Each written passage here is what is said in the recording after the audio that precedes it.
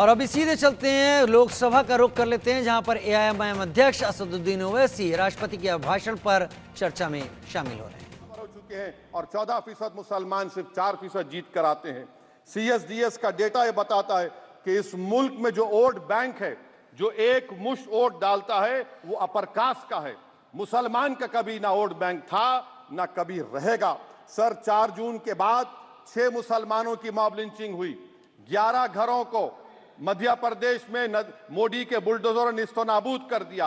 हिमाचल प्रदेश में एक मुसलमान की एक दुकान को लूट लिया गया और हिज़्ब इख्तिलाफ की पार्टियों की तरफ से सन्नाटा है। शायद अब वक्त आ चुका है कि लफ्ज मुसलमान का नाम लेना भी अब उस पर पाबंदी आयद कर दी जाएगी। सर, मैं ये बात बताना चाह रहा हूँ कि नरेंद्र मोदी को जो मैंडेट मिला है। एक मिनट आप लोग बैठ जाएं, कृपया आप लोग बैठ जाएं। श्री मनसुख मांडविया जी, आप लोग बैठ जाएं, कृपया माननीय सदस्य बैठ जाएं। श्री मनसुख मांडविया जी, मनसुख मांडविया, कृपया आप लोग बैठ जाएं।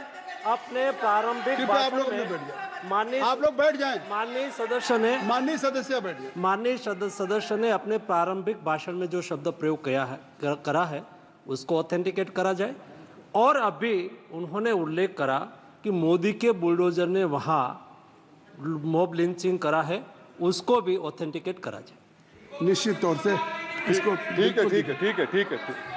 ठीक है। ओवैसी साहब, जब भी कोई बात नहीं सर, आप चेयर पर बैठे हैं जी, इसलिए आप मंत्री जी को पेट में दर्द हुआ, माशाल्लाह, शुक्रिया उनका। नहीं, तो सर मैं ये बोल रहा था, जवाबदेही है अरे नहीं, मंत्री इससे बुरी बात क्या है? पेट में दर्द हो सकता है, वो दर्द ये सब ठीक। अच्छा, दर्द हुआ, चलिए दर्द हुआ, दिल का दर्द हुआ।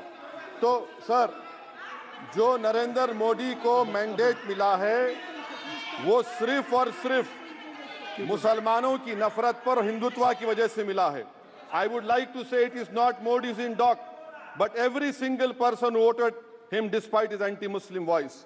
And I would like to tell the opposition parties, this is not a moral victory for you, this is a victory of majoritarianism. Everyone should contemplate and do introspection. Why is it that the OBCs and the upper caste are getting their due representation? Why are the Muslims not getting? Are we here only to vote for you and not to get elected? If that is the case, please tell us that we are only here to vote for you. Sir, आज भारत के आधे नौजवान बेरोजगार हैं और रोजगार की तालाश, बेरोजगारी का आलम यह है सर कि मोदी सरकार के 5 साल में 75 लाख एस्पिरेंट्स की जिंदगी बर्बाद हो गई। 6 पेपर लीक हुआ।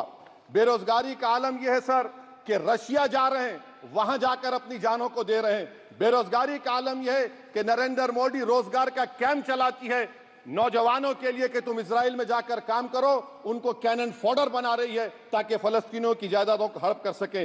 ये भी कंक्लूड कर। अरे सर, मेरा टाइम है। कहाँ टाइम है सर? आप ये टाइम ले लिए मेरा। सर, मैं 2 मिनट दीजिए। ये विश्वगुरु की पॉलिसी है। इजराइल को 27 टन हथियार जा रहा है। 9 मिलियन भारत के लोग गल्फ में काम करते हैं। क्या असर पड़ेगा? 47,000 इजरायली फलस्तीनी मार चुके हैं। क्या है हमारी पॉलिसी सर? क्यों हथियार दे रहे हैं? सर, नस्ल कशी हो रही है। सदर जमहूरिया के खुतबे में राष्ट्रपति के, सर मैं उसी पे बोल रहा हूं सर, उसमें लिखा हुआ है फॉरेन पॉलिसी के ऊपर। आप पैराग्राफ नंबर 25 देख लीजिए। सदर जमहूरिया में सैचुरेशन अप्रोच है। क्यों नहीं मोदी सरकार माइनॉरिटीज को फ्री स्कॉलरशिप को डिमांड करती है? सर, उसको आपने बजट कम कर दिया। सर, बनारस का बुनकर 18 महीने से मंडी का शिकार है, सूरत और बेंगलुरु जा रहा है। सर, आखिरी बात कंक्लूड कर रहा हूं, आखिरी बात। सर, पनून केस में निखिल गुप्ता, मोदी ने कहा था कि हम घर में घुसकर मारा, तो निखिल गुप्ता को किसने ऑर्डर दिया था पनून को मारने का? अगर नहीं दिया तो उसको बचाइए, और अगर दिया नहीं तो फिर उस पर पीएमएलए क्यों नहीं लगाते? सर समाप्त करो। कमेटी बनाई आपने, उसका क्या हुआ? सर, हम एससीओ को नहीं जा रहे। सर, मैं आपको बता रहा हूं कि मैं अपनी इस तकरीर को टीपू सुल्तान की नजर, सुनिए सर, अब हो गया, खत्म कर रहा हूं सर। मैं अपनी तकरीर को टीपू सुल्तान की नजर कर रहा हूं। ये टीपू सुल्तान की फोटो है। क्या आप इससे भी नफरत करेंगे? सर, ये संविधान में टीपू सुल्तान की फोटो है जिस पर वल्लभ भाई पटेल ने साइन किया, श्यामा प्रसाद मुखर्जी ने साइन किया। ये आपकी नफरत है। सर, आखिर में मैं अपनी बात को खत्म कर रहा हूं इस शेर पर कि क्या दिन दिखा रही है सियासत की धूप छांव। जो कल सपूत थे वो कपूतों में आ गए थे, इस कदर अजीम के पैरों में ताज थे, इतने हुए जलील के जूतों में आ गए। बहुत बहुत शुक्रिया सर। श्री गौरव गोगोई जी। धन्यवाद सभापति महोदय। मैं आपके समक्ष खड़ा तो हूं, लेकिन वर्तमान में मेरा मन और मेरा ध्यान असम में हो रही बाढ़ पर है और मैं आशा करूंगा कि यहाँ की सरकार अपनी चिंता व्यक्त करे और असम में अभी तुरंत आज ही एनडीआरएफ की एक टीम भेजे और जल शक्ति के मंत्री भी वहाँ पे जाए, क्योंकि जिस प्रकार से एम्बैंकमेंट चारों तरफ टूट रहे हैं, पानी जिस तरफ से बढ़ रहा है, बहुत गौरव गोगोई